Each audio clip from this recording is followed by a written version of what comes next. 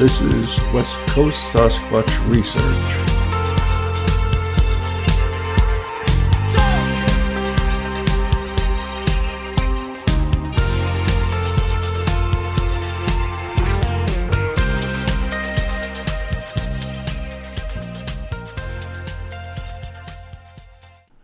Hello, listeners, and welcome to part 2 of the conversation I had with John Green. And this segment, this final segment, will be touching upon talk about the Patterson-Gimlin film and the efforts of science, or the effects, rather, of science and journalism on the mystery, whether they're a help or a hindrance. That and many other things. So without any further ado, I give you the Green Man, John Green. There's reports of Sasquatch coming to the aid of people lost in the forest.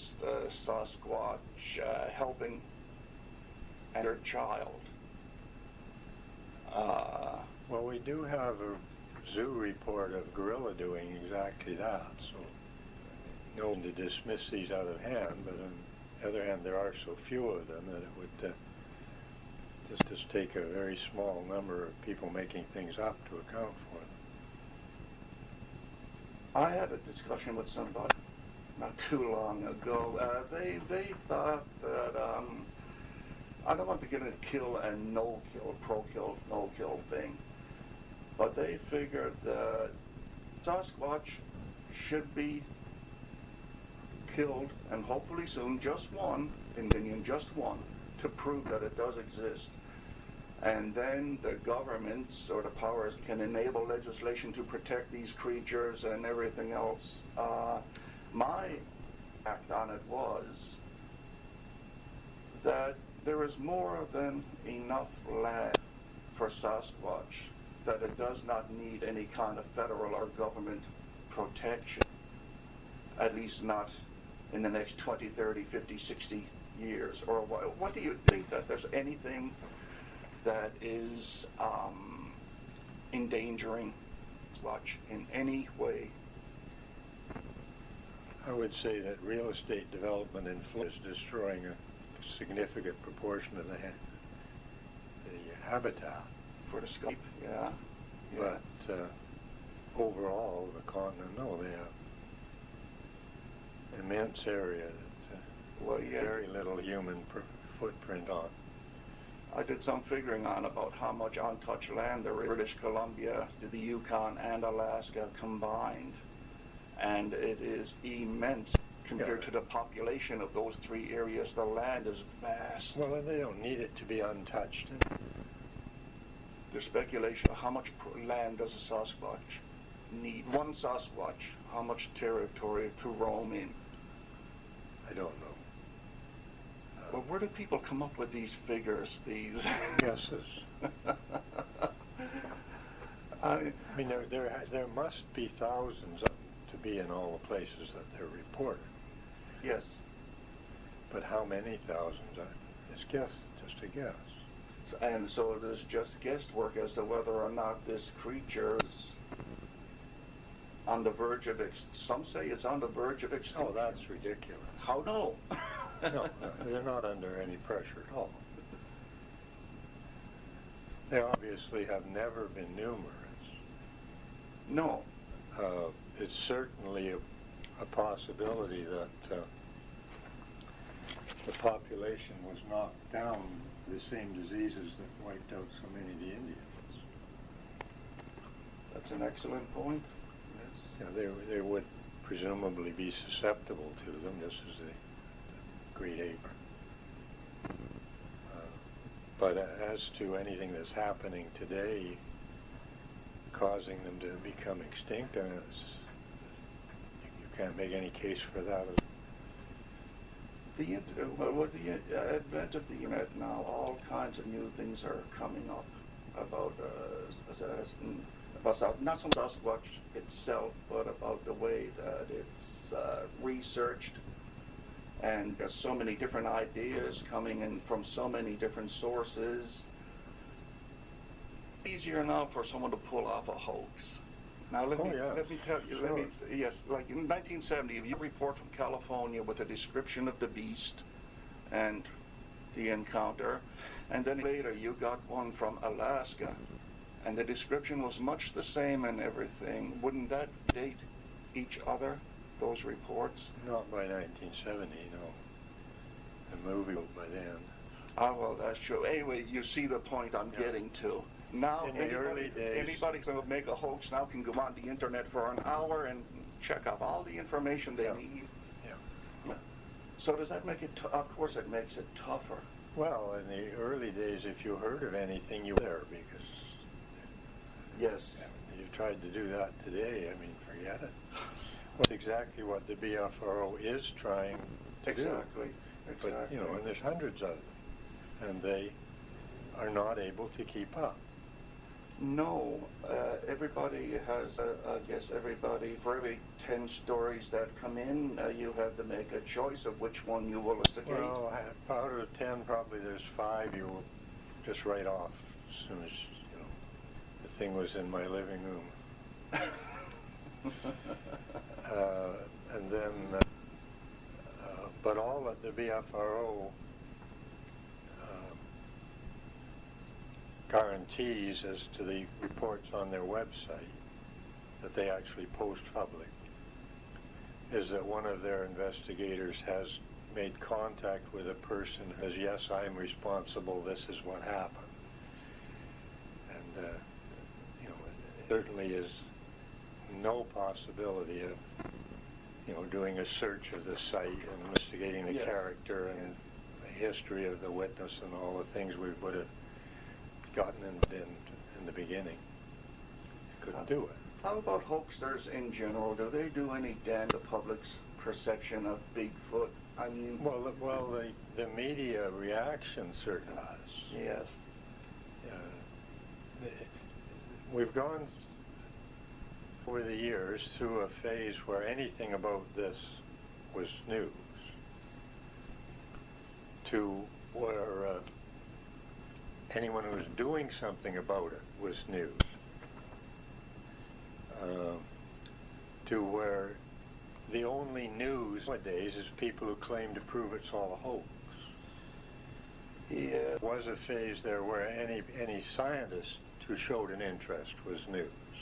We've now reached the extreme where some of the world's very top people in the relevant fields are very interested and are saying publicly that there should be investigation. And this is not news. The only thing that's news is that the whole thing is proved to be a fake. And the demonstration of that is very clear. When this absolute nonsense story about Ray Wallace and all the footprints went all around the world.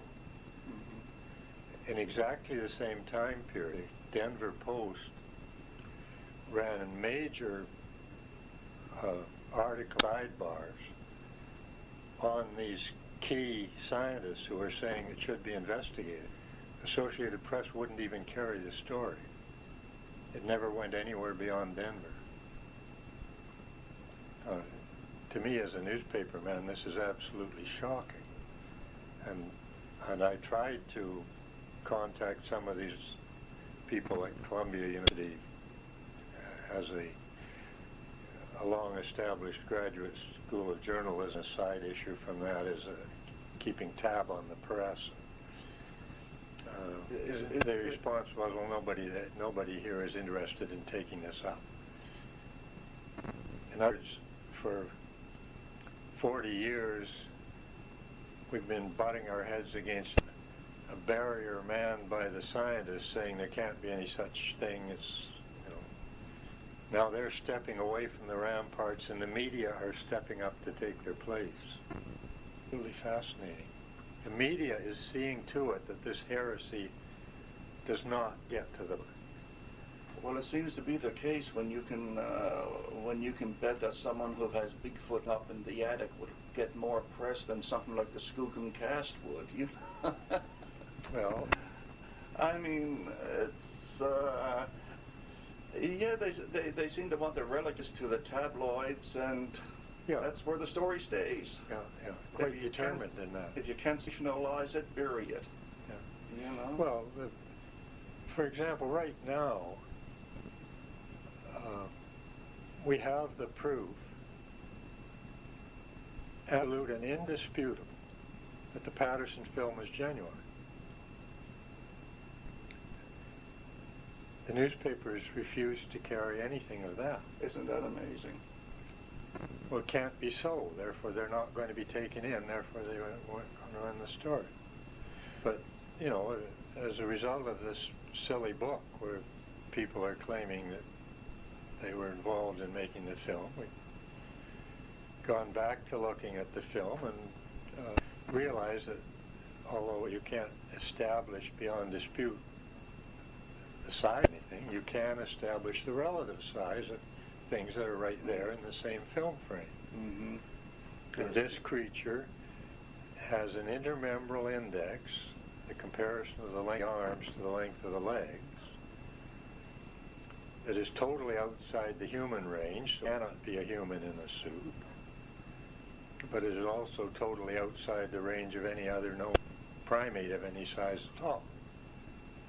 Therefore, it has to be an unknown primate.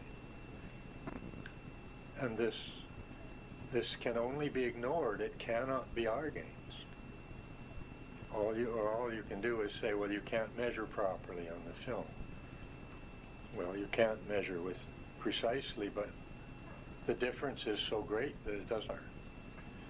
The human intermembral index is around 70. All of the great are over 100. This thing is in the high 80s. The question of the angle of this segment of the arm to the camera, and so when you look at enough frames, you've got to be able to get. Well, and on top of that, the forensic animators worked on the Legend Meets Science DVD. Right, DVD, yes. And he says that they established beyond any question the relative length of, you know, where the joints were as the thing was moving, and that the intermembral index pretty close to 90. And this is a man who says that when he was hired to work on the film, he took it for granted it was a man in a suit. Yeah, okay. Yeah. Yeah, he came in with that in his mind. Yeah. Right. Why the whole mess, John? Mr. Long and his book. People have read the book. Well, I haven't read it myself. Not many people have. I haven't read it myself. Those who have say that it is a mass of contradictions. Yes. It befuddles your mind at times, trying to figure out how he weighs this nation or where he gets his information from, and how it's all added together. And personally, I think it's a sensationalism, a grab for sensationalism. But I want to ask you, what kind of an effect does this latest on the PG film, what kind of an effect does it have on the Bigfoot community in general, or does it have any effect? It was very annoying. Yes. And it would have had a very bad effect if it had been treated in the press the way the Wallace thing was. Would have been. But fortunately, that hasn't happened. They pretty well ignored the making of Bigfoot. Well, yes, pretty well have. Best that can be hoped for in that situation. Ignore it, and maybe it will go away. Well, it pretty much. Yeah. There is now an article in the Skeptical Inquirer, but I don't know how much circulation that has. And that magazine is linked to publishers of the book. But of course, the public doesn't know that. That's interesting. But other than that, there's been, just minor publicity and a few local TV things, and they did get one network TV exposure, but it wasn't favorable to them. No, and isn't that amazing? It seems that like anything about Sasquatch that it's picked up on the news wire is not favorable. It's Well, no, the host on the program is on our side, and like so many people, not prepared to say so. But, mm-hmm. just happened that this forgot what exactly what program it was. Anyway, these people that I mentioned before, the ones with Bigfoot in the attic or in the barn, fringe element. Do you think with the internet the way it is today, Joe Schmo wants to look up something about Bigfoot on the internet, he'll punch Bigfoot, Sasquatch, Yowie, Yeti, whatever. Top 10 results that come up, possibly 3 of those are websites, sources of information put out by these people who have Bigfoot living in their attic, whatever. no, I wouldn't say there's that many of them, but the ones that the damage do you think they might do to Bigfoot research or getting the information out to people, or are people pretty well smart enough to see through it after a few minutes spending time looking at information? you know, I don't really have an opinion on that. I don't know. The Four Horsemen of Sasquatchery. Okay, there was yourself, DeHinden, Krantz, and Byrne. Well, DeHinden and Krantz are no longer with us. Who do you see as the new up-and-coming shining faces of Bigfoot Birch? Oh, well, the Four Horsemen was nonsense from day one. And any list would have to with Bob Titmus. Today, there's so many that, you know, it was a time when I had some knowledge of nearly everybody who was involved with this, but there's so many people in it now. Certainly, Matt Moneymaker creating the BFRO was terribly important. Certainly, Rick Noel has done tremendous work. Meldrum, obviously, is, and the scientific end of it is the start today. Henry Fehrenbach has done quite a bit. John Binoggle is making the links with the behavior of the great apes.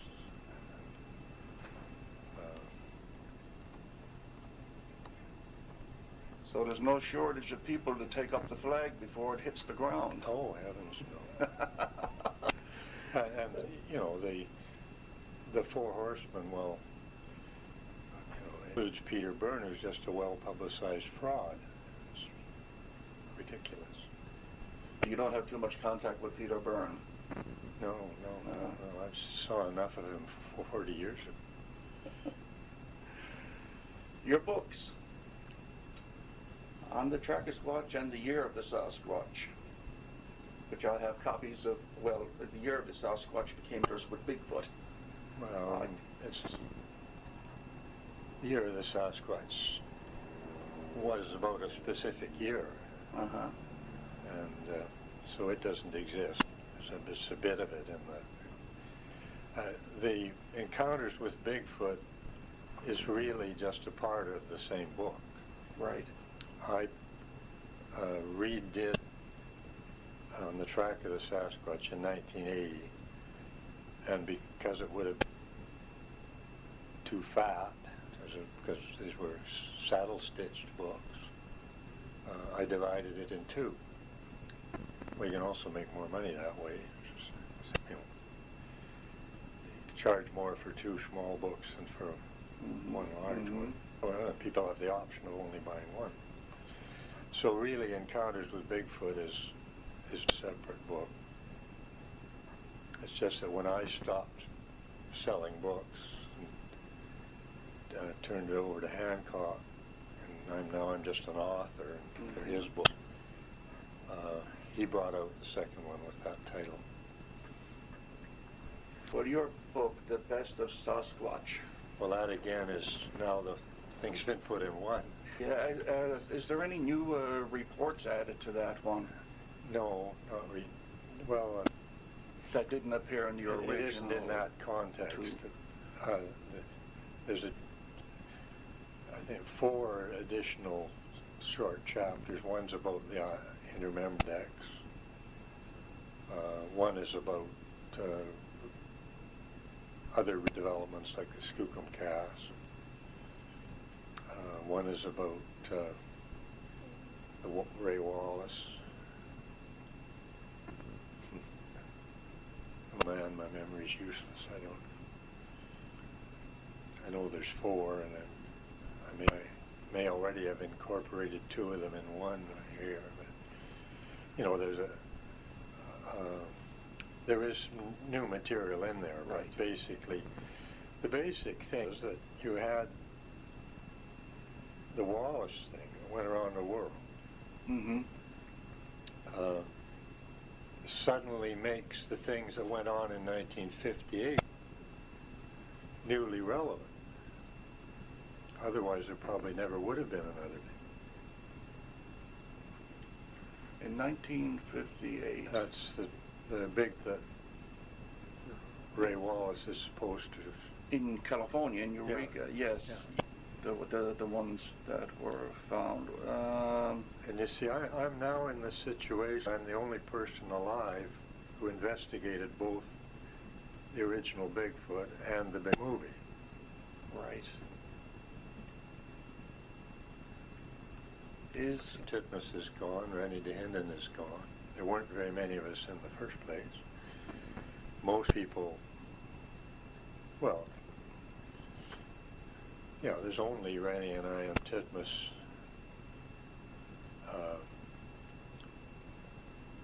And even Rennie there in 58 because he couldn't cross the border. He wasn't yet a Canadian citizen. Right. That covered both things, and I'm the only one that wrote about it. I got to ask you, I personally do not own a copy, and anybody who owns a copy guards it with their life, and they won't even lend it to their best friends because they might not get it back. Is there any chance that the Apes Among Us will ever be re-released? It'll be August. Really? Yeah. Now It's being done along with the other. There's 3 books we're waiting for. The 2 of mine and Murphy's. Oh, I didn't realize there was 2 of yours.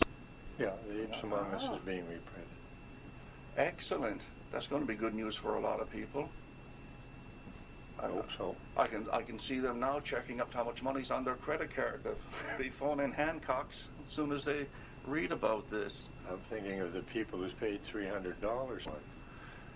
Yes. They're going to be madder. Yeah. It's always been available. I'm sorry, I meant available on the internet. Can't be done. Can't be done? A lot of people are going to be broken-hearted to hear that. Well, I don't think it can be done. I'm no computer expert, but I don't really see how it could be done. You have to have advanced revelation to work with it. Considerable effort on 3 occasions to make it available, and only 1 case has anything really been done with it.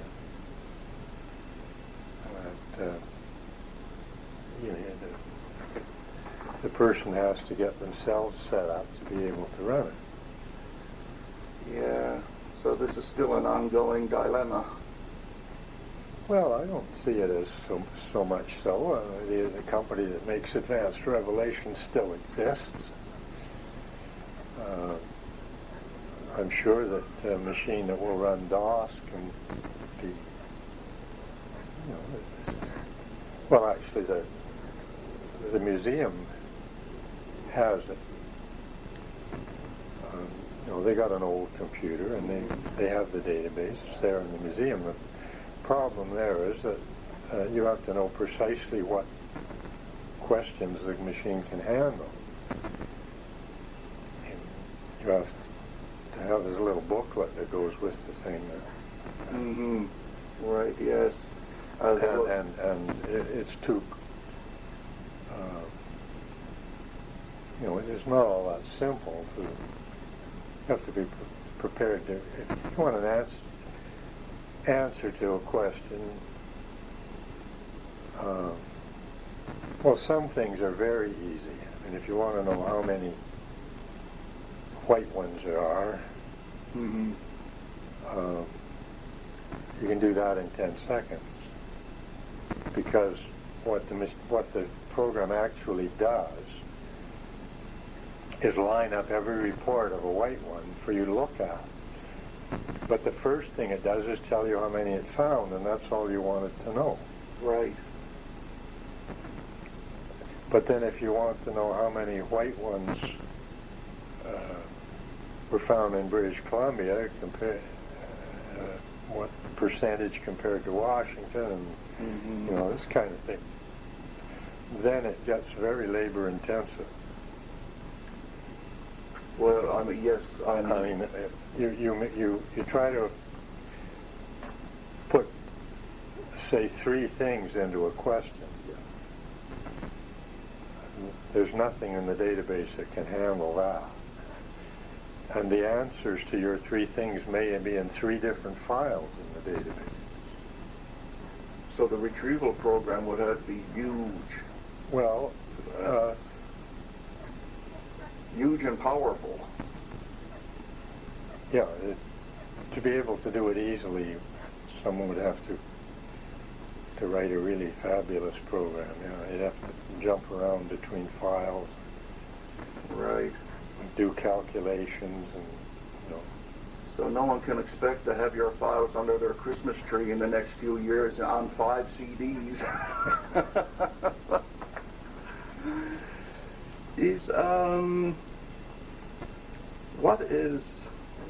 This is not my question, and it's a very good question by someone from the BFF. What is the greatest singular piece of evidence which inspires you more than anything to keep on going with your research? Well, it's not a valid question because there's nothing of the sort is necessary. I think it's been very interesting. I get a lot of satisfaction out of it. I just want to keep on doing it. It's been frustrating, but overall, I'm not in need of inspiration. Just, you know, the solidest evidence is another question. I think you've got to put the film at the top of the list. But then there's the Skookum cast, which is now, very powerful. At one time, I believe, correct me if I'm wrong, I believe you said at one time that if the Skookum cast was investigated by enough reputable scientists and they came to the conclusion that yes, this is the real deal, this is authentic, you said that you might very well be persuaded to give up the idea of a body to prove that the creature exists. Yeah. The Skookum cast would do it for you. Well, and I'm now in the same position with regard to the film. The proof is there in the film. The problem is just to get enough scientists to pay attention.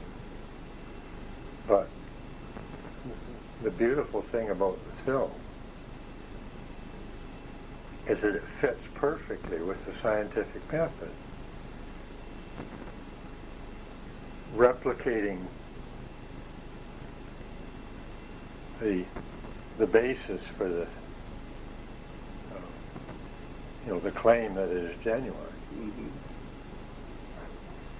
requires only a very little bit of effort once the person is provided with sufficient,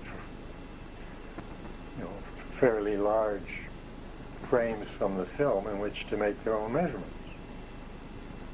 It speaks for itself. Yeah. That speaks for itself. Here you have what we have picked out as the dozen best frames from the movie in which to make an estimate of the comparative length of the arms and the legs. What is your estimate? There was some very good work done by a member of BFF who did a lot of comparisons frame by frame. A few people at BFF did comparisons of frame by frame. But they don't have all the frames. We see, we may be talking. Rick, Noel, and I are working on this right now. To use a copy of the film, go through and pick out the frames in which you are best able to make this particular estimate. It won't include, well, it might include one or two, but the best stretch of the film isn't very good because feet are hidden. We don't know at this point whether we're going to find anything that's really good. You have to have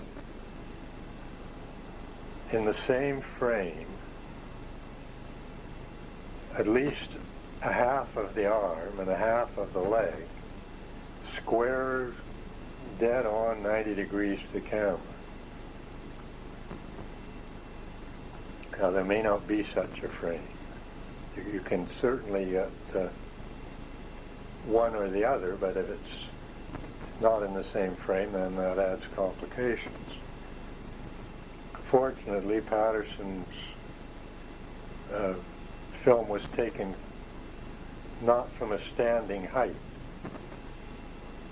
He's much closer to being at a midpoint in the height, so there's certainly no significant distortion because the arm was taken dead on and the leg was at an angle. Right. And as I say, we have to pick out which frames you can best make an estimate. They have to be frames that are not digitized.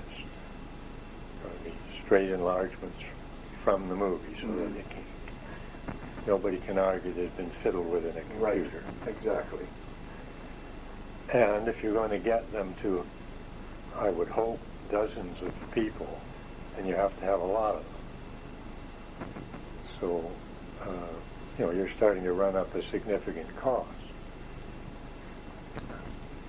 Well, a lot of other money and effort involved in getting people to look at them. Mm-hmm. Mm-hmm. But anyway, so there's two things.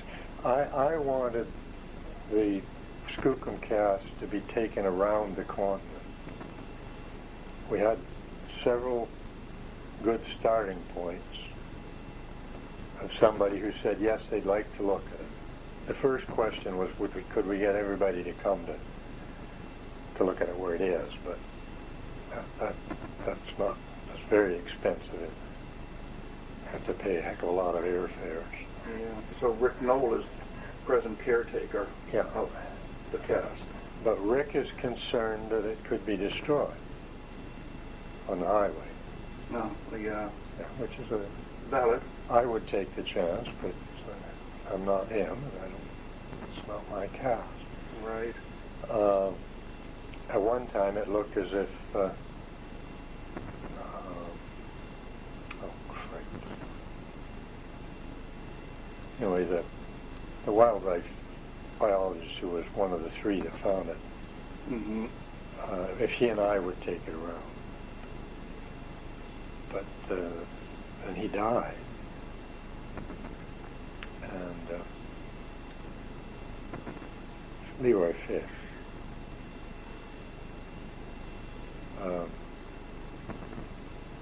So then the next thing was, can we make a copy of it? And the expertise to do that was to come from Grover Krantz. Right. And he died. It's very difficult to copy. because there's all sorts of interlocking elements in it. Traditionally you just paint many coats of latex and back it with gauze and so on and so forth, and then peel it off. There you have it. And then you can make another cast from that. You have to back that with fiberglass or something. But this one would have to be done in many pieces, I expect. And again, I'm no expert. Mm-hmm. Bob Titmus could have done it. He used to say he could make you a plaster cast of an elephant if you prepared to pay for it. And the other problem is the original is fragile. Yeah. So a couple of people who say they can do it, but it's getting pretty obvious that Rick is just scared to have it done. But the problem with the cast is it's upside down. And that works all right with a footprint cast because you immediately react to it as the bottom of the foot. Uh-huh. But this thing is just a bunch of unidentifiable little slopes and valleys with hair imprint on them. And we've learned from experience that it takes a person quite a long time to really get the hang of it. I mean, they had enough trouble when they saw it right side up. They didn't know what it was. Took them a while to figure it out. Already stepped on it.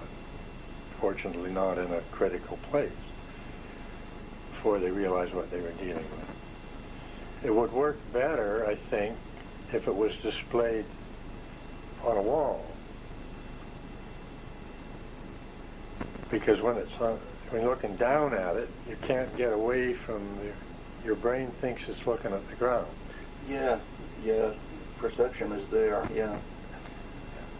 And you're not. You're looking at the opposite of the ground. You're looking at it as if it was up there. As if it was, yes, an imprint through the ceiling. Yeah. Yes, right. Yeah. So that, again, makes it impractical to bring a lot of people to look at it. Most of them would take a quick look and go home. But if they've said they will examine it and you've taken it to their lab, a much cheaper way to do it, a much higher percentage would feel obligated to really study it. And the main thing, each of them that really took an interest in it would be able to suggest to you other people that you should take it to. And we don't know who those people are. And this way we could have been finding out as we went along. Could be networking it, yes. Yeah, and running up an impressive total and eventually finding 3 or 4 with real clout as reputation who could do a paper on it and get it into a prestigious publication. And that's a really big problem that all of us face. You can get things published by outfits that are into this sort of thing to start with, but you can't break through with the ones that would carry the impact. And catch-22 in its own way. Yeah. So there's those two things are, you're asking which are, what I've reinterpreted as which are the solidest evidence. The other one that needs to be mentioned is the Glenn Thomas's observation of the thing digging the hole in the rocks.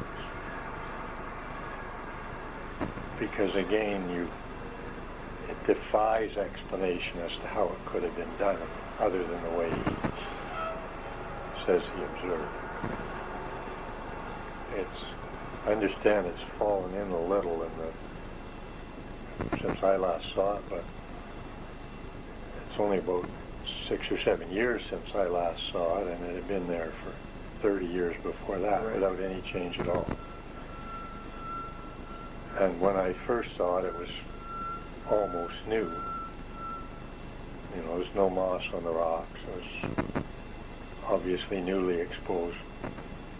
And it literally, with a lot of projections, because we're dealing with slabs of rock, it literally goes straight down. It's not a grizzly bear could dig this. Yeah.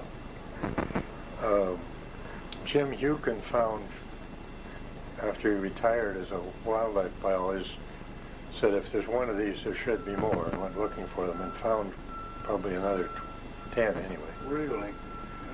But all the ones he found were Sloped. more like Yeah. this. Right. But that particular one, Like a well. like a well, Yeah. and rocks weighing as much as 100 pounds came out of it.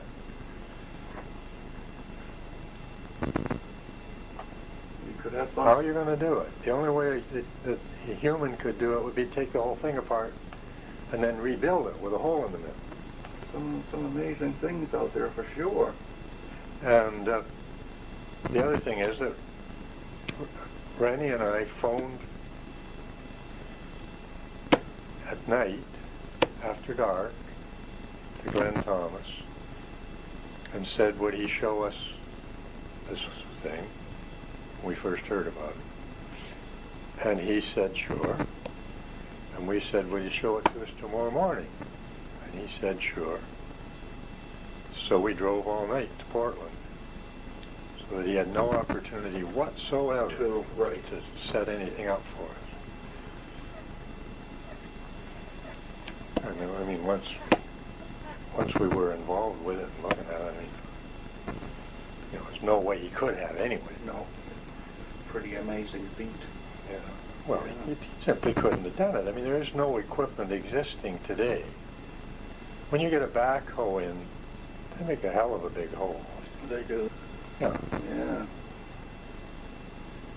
Well, I I'm sure. and and that won't work, you see, because you've then disturbed the moss covered, not covered, but rock with moss on it all around. It's going to be obvious you've taken it all out and put it back again. I mean, it isn't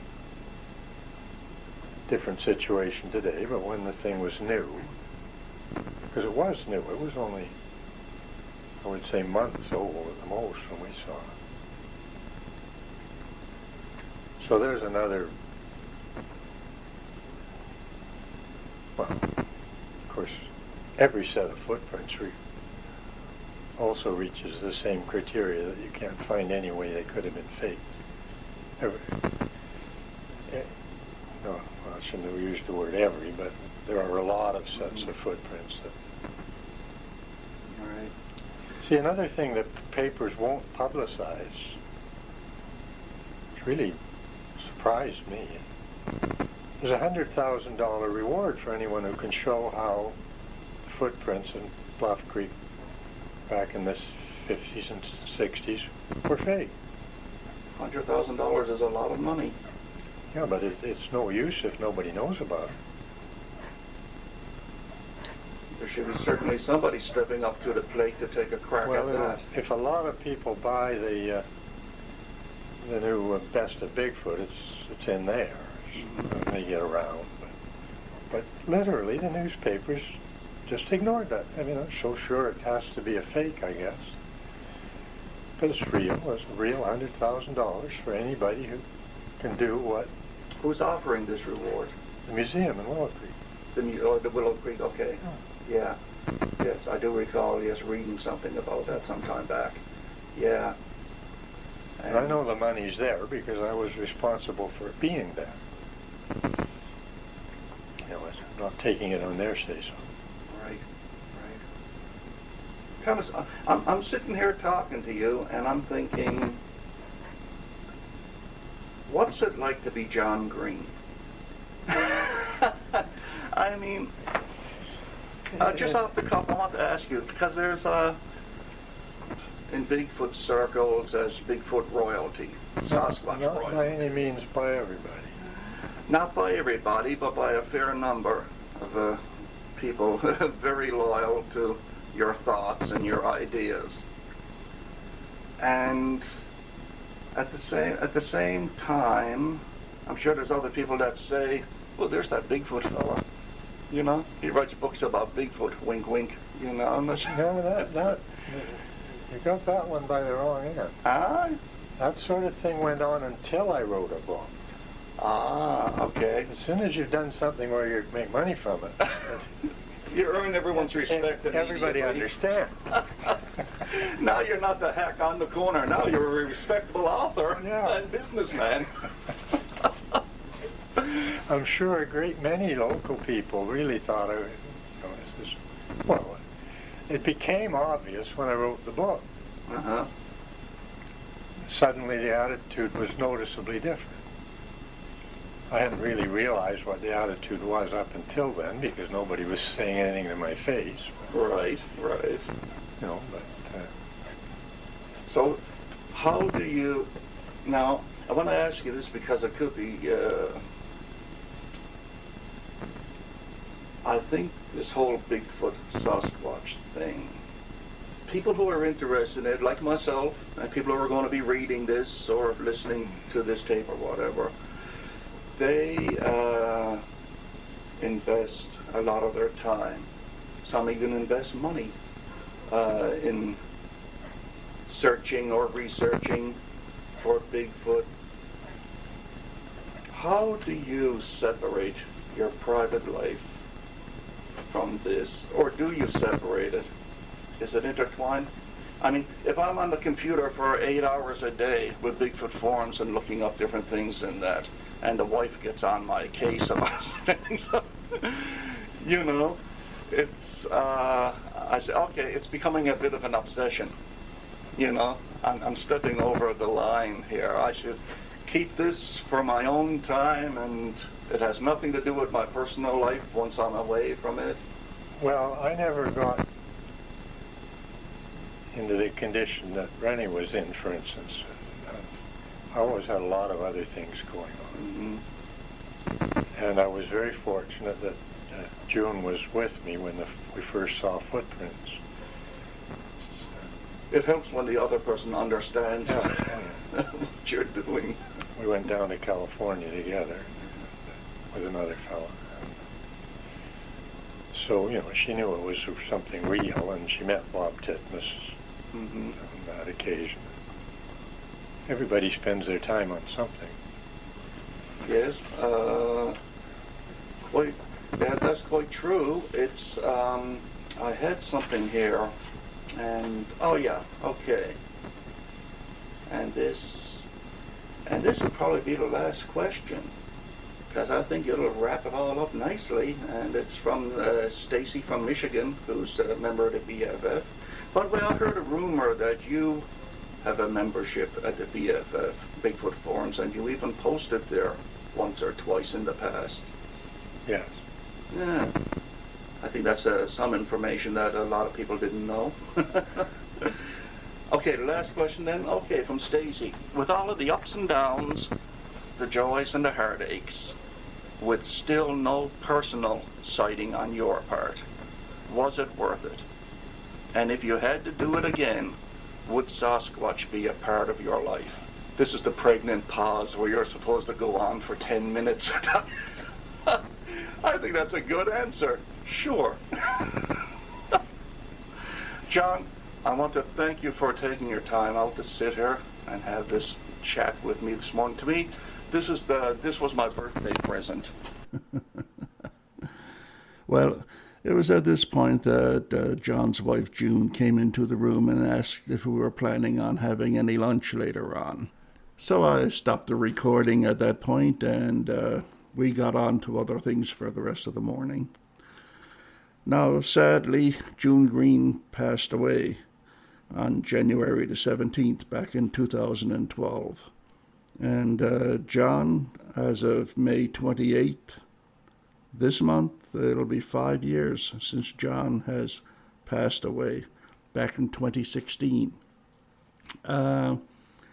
I always enjoyed being around those two. They were a wonderful couple, and they always had a way of making you feel at home.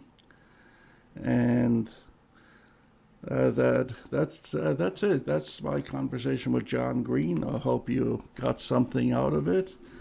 And the next time out the gate, we'll be talking to a dear friend of mine, Thomas Steenberg. And you're going to want to watch out for that one. That's going to be something. So, okay, folks, in the meantime, God bless and keep searching.